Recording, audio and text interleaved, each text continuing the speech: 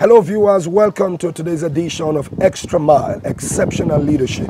It's been such a joy speaking on this very important topic of biblical mandate for national transformation.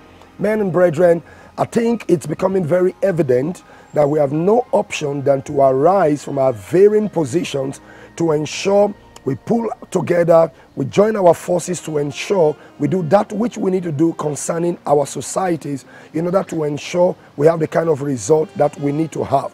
Here is the reality of the matter. In the book of Revelations, chapter 17 and verse 9, I love the way the Bible puts it. And the Bible says, "And here is the mind which hath wisdom. The 7 heads are 7 mountains on which the woman seated." Like I've said, we've come a long way in trying to establish the fact that all through the scriptures, the Bible describes society on the basis of mountains. And each of these mountains are divided into several substructures and layers.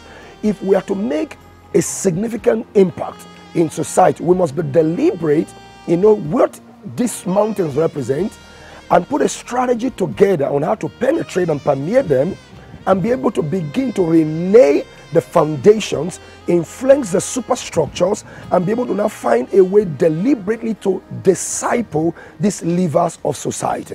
And I want you to see that the society are 7. The first one I like to talk about is the mountains of government.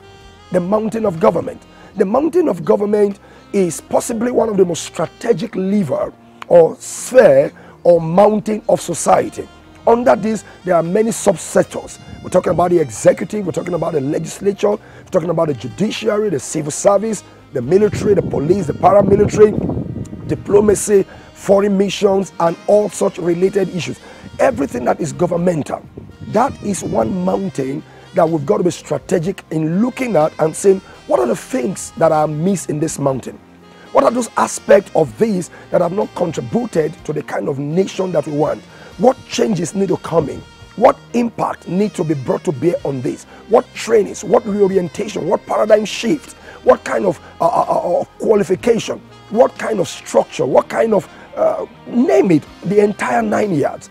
Everything we need to do in the governmental sector, we must be deliberate, we must be calculative, we must be very strategic in taking them one by one in order to get a kind of government that we need.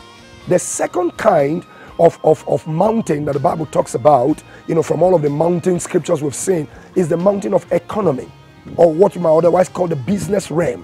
What is wrong with our economy?